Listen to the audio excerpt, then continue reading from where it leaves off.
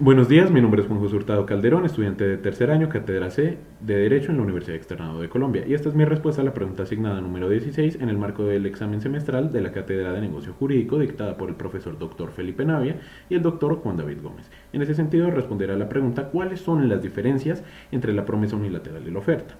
Para iniciar mi respuesta, debo realizar una clarificación general sobre ambos institutos. Por una parte, la oferta es un derivado eh, consecuencial del principio de la autonomía de la voluntad, en el sentido en que es un elemento connatural del subprincipio del consensualismo.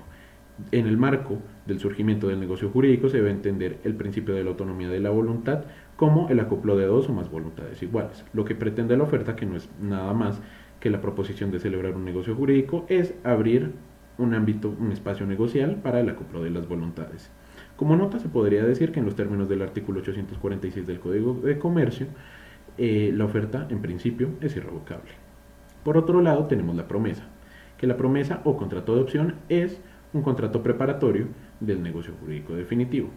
En términos generales, el promitente se obliga sí o sí, en los términos en que el beneficiario de esa promesa lo determine, celebrar el negocio jurídico.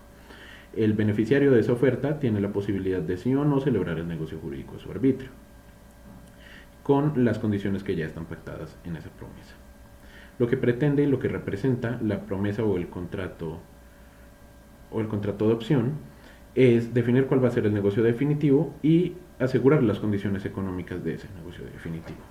Ahora bien, respecto de la pregunta, por cuenta de las similitudes que tienen ambos institutos han sido sujetos a equiparaciones. Incluso la misma Corte Suprema de Justicia en sentencia del 28 de agosto de 1948 las equiparó, aunque ya se había hecho la clarificación respecto de ambos en la Ley 51 de 1918. En ese sentido, para poder elaborar mi respuesta, debo contestar a la pregunta en términos muy generales, y es que las diferencias se determinan por dos cosas. Uno, los fundamentos de la irrevocabilidad de ambos institutos, y dos, las consecuencias que su revocación o su incumplimiento acarrean. Por parte de los fundamentos, el fundamento de la irrevocabilidad de una oferta sin reservas en plazo, que tiene un plazo determinado y está dirigida a persona determinada, es el principio de la autonomía de la voluntad, puesto que ese oferente ya había buscado y había determinado una posible contraparte y había otorgado un plazo de reflexión. En cuanto a la oferta, no se habla de plazos de reflexión, se habla del encuentro de voluntades, por cuanto la oferta es un acto jurídico, mientras que la promesa o el contrato de opción es un negocio jurídico unilateral y por lo tanto se podría entender que la fundamentación de su irrevocabilidad es el subprincipio de la fuerza obligatoria, la ley, el contrato es ley para las partes o el pacta sunt servanda. Ahora bien, si el oferente revoca la propuesta con indicación de un plazo de reflexión, lo único que se genera es un derecho para el destinatario de esa oferta, es decir, que solamente se abre la posibilidad para indemnización de perjuicios. Mientras que, ya que la promesa es un negocio jurídico unilateral, está sujeta a los términos del pacta sunt servanda, genera obligaciones de hacer y ante su incumplimiento por parte del promitente, es decir, la celebración del negocio futuro, se le abren al beneficiario las mismas opciones que a los acreedores de las obligaciones de hacer en los términos del artículo 1610 del Código Civil.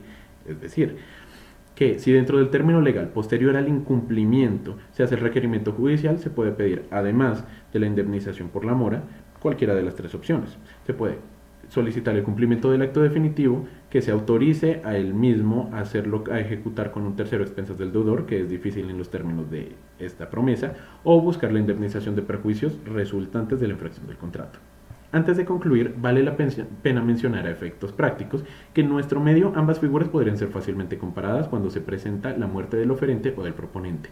La oferta por cuenta del Código de Comercio no caduca con la muerte del oferente, mientras que cuando el proponente muere, los herederos continúan la persona y las obligaciones en los mismos términos y condiciones que el proponente inicial. La muerte no es causal de caducidad del contrato de opción.